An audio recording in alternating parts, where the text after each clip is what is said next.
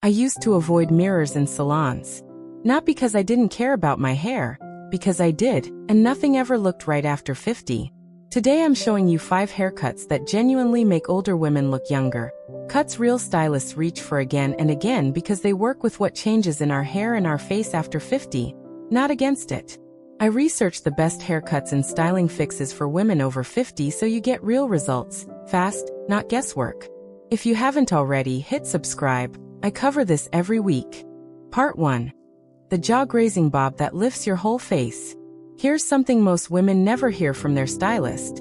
The length that flattered you at 30 is often the exact length working against you now. As we get older, the lower half of the face softens, and hair that hangs past the jaw pulls the eye straight down, following gravity right along with everything else. A blunt bob that grazes the jawline does the opposite. It draws a clean horizontal line right at the strongest part of your face and stops the eye there, which reads as lift, even though nothing about your bone structure changed.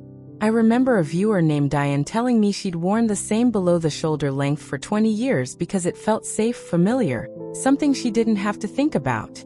When she finally let her stylist take it up to grazing the jaw, she said the first thing people asked wasn't, "Did you cut your hair?" It was, "What did you do? You look rested." That's the tell. A cut is working when people can't name it but can see it. The fix here isn't just get a bob. It's specifically a blunt, one-length bob with the perimeter cut straight across, no soft feathering at the ends, landing precisely at or just below the jaw. Feathered ends look pretty in photos, but they blur that horizontal line. And the horizontal line is the entire mechanism that makes this cut work. You want crispness at the perimeter, not softness. Ask for it this way at your next appointment. A blunt one-length bob at jaw height, minimal internal layering, precise perimeter. That phrasing tells your stylist exactly what you want without any guesswork on their end. The internal layering should be kept light, mostly for movement near the crown, so the shape holds its structure through humidity and through a full week of sleeping on it. Here's the part that surprises people. A cut that's structured doesn't need heavy styling to look finished. A round brush and 10 minutes gets you there, because the shape itself is doing the work, not the styling routine layered on top of it. That's the real payoff of a good structural cut. It gives you your morning back. Before, Diane's hair sat past her shoulders in soft waves that quietly aged her by pulling her whole face downward.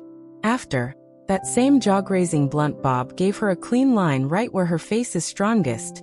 And the compliments came without anyone naming the haircut itself. Now, the jaw-grazing bob works because of what it does at the front of the face. But there's a second cut that solves a completely different problem. One that shows up the moment you catch your reflection under bright light and notice your hair looking thinner than it used to. Part 2. Disconnected layering for visible volume. Most women blame product when their hair looks flat at the crown. It's rarely product. It's the cut underneath it. When every layer in your hair is cut at a similar length and similar angle, all that hair falls the same direction and stacks flat against the scalp, no matter how much mousse you work through it. Fine or thinning hair makes this worse, because there's simply less hair to create the illusion of lift on its own. So the cut has to manufacture that lift instead of hoping the hair does it naturally. Disconnected layering is the technical fix. It means cutting sections of hair at deliberately different lengths with sharp transitions between them, rather than one smooth gradient from short to long. Those sharp transitions create texture breaks, and texture breaks are what catch light and read as volume, even on hair that's genuinely thin. I had a viewer named Roberta write to me convinced her hair had just gotten thinner overnight, when really her layering had grown out into one uniform length that had nothing left to create movement. Her stylist cut in disconnected layers starting at the crown, and within one appointment her hair looked visibly fuller in photos, not because a single strand had changed, but because the cut was finally doing its job. Here's how to request this specifically.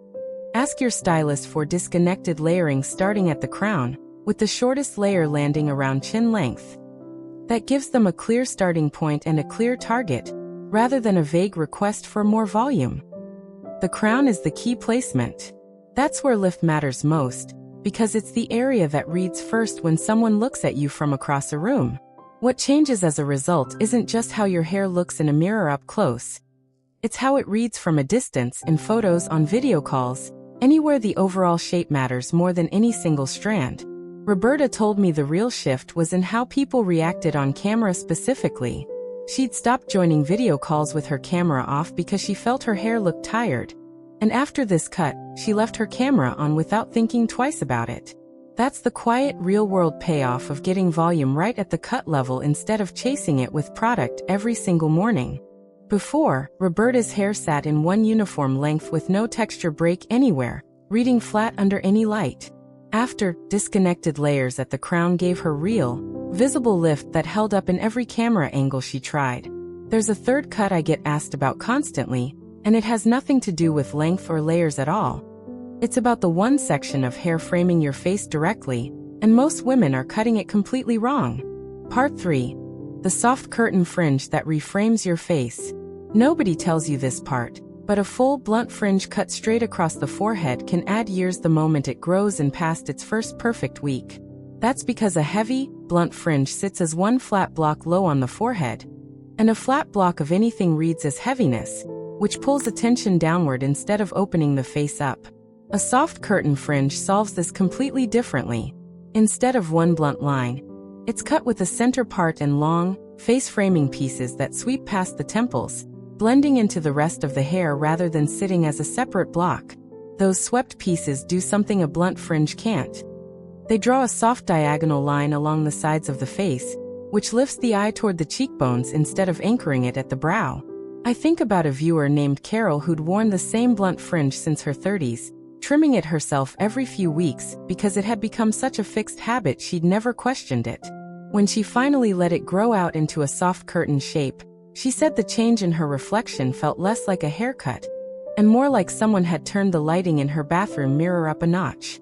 That's the honest way to describe what a curtain fringe does. It doesn't change your face. It changes what the light does across it. Here's the exact request to bring to your appointment. A soft curtain fringe with a center part, longest pieces reaching the cheekbone, blended into the sides with no blunt line at the forehead. The blending is the part that gets skipped most often. A stylist who cuts the fringe as a totally separate section, disconnected from the rest of the hair, will leave you with a shape that looks stitched on rather than grown naturally out of your style. Ask specifically for the fringe to be point cut at the ends rather than blunt cut. Point cutting removes the hard line at the tips and lets the pieces feather softly into each other, which is what makes the whole thing look effortless instead of engineered.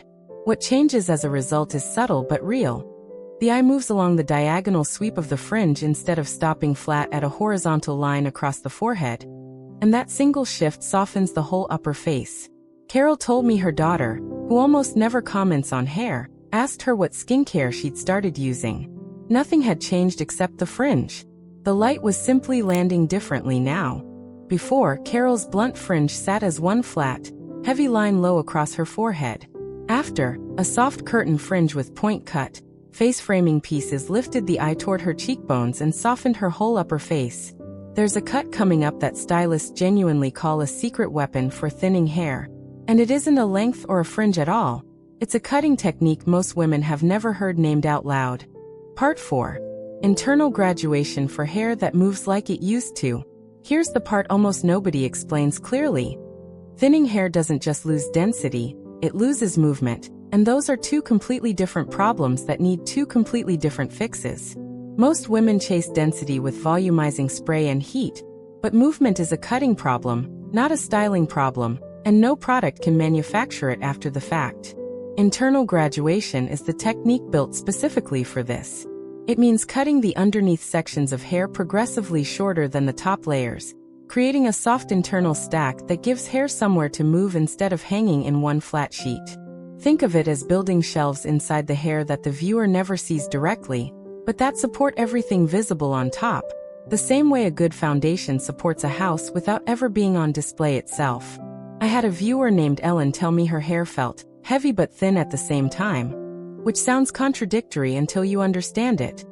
Heavy because it hangs in one uncut mass, thin because there's nothing underneath giving it lift or shape. Her stylist cut internal graduation from the crown down through the mid-lengths, and Ellen said the very first time she ran her fingers through it after, it felt like touching hair she remembered from decades earlier. Here's the request to bring to your stylist.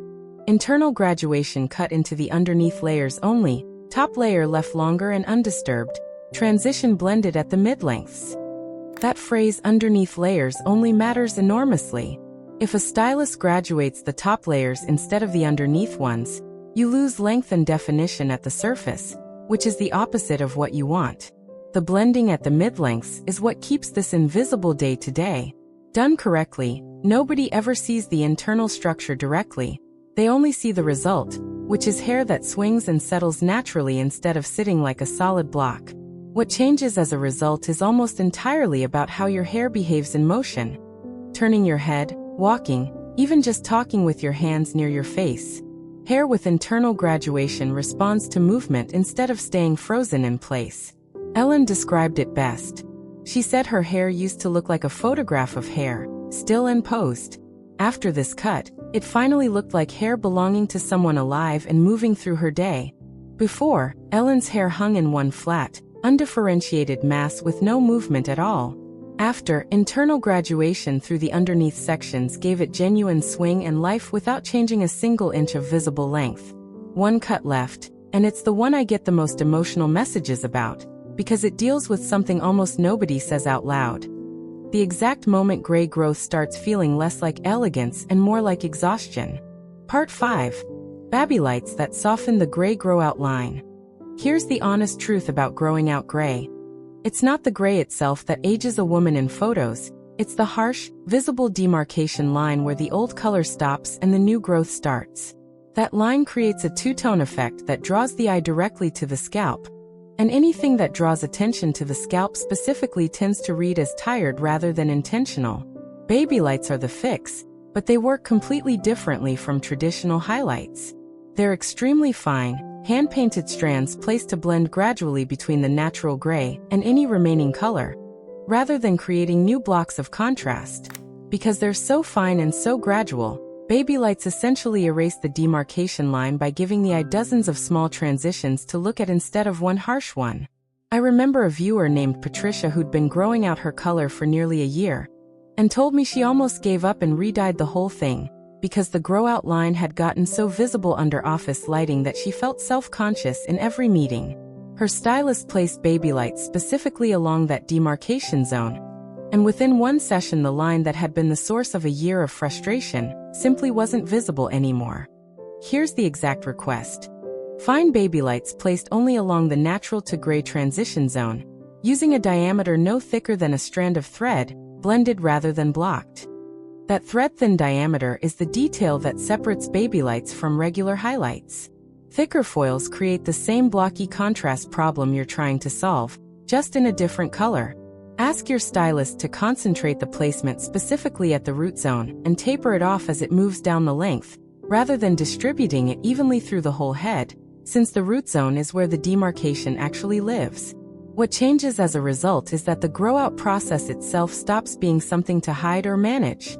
Patricia said she genuinely stopped thinking about her hair in meetings, which she told me was the first time that had happened in almost a year. She also said something I still think about. The goal was never to make the gray disappear. It was to make the transition invisible enough that people finally noticed her face again, instead of her roots. Before, Patricia's visible demarcation line sat as one harsh block between her old color and new gray growth. After, fine baby lights blended along that exact zone erased the line entirely, and let her stop thinking about her roots altogether. 5 cuts, 5 completely different problems solved. And every single one of them starts with what you say in the chair, not what you hope your stylist guesses. You now know the exact 5 cuts that lift, add volume, reframe your face, restore movement, and soften a gray grow-out line. And more importantly, you know the exact words to bring into your next appointment so you get precisely what you're picturing, not a rough approximation of it. That's the real confidence here. Walking into a salon knowing exactly what to ask for. Tell me in the comments, which of these 5 cuts is closest to what your hair actually needs right now? Next time, I'm covering exactly how to talk to your colorist so you never leave the chair with a color you didn't ask for. Like this video, subscribe to Timeless Beauty, and I'll see you in the next one.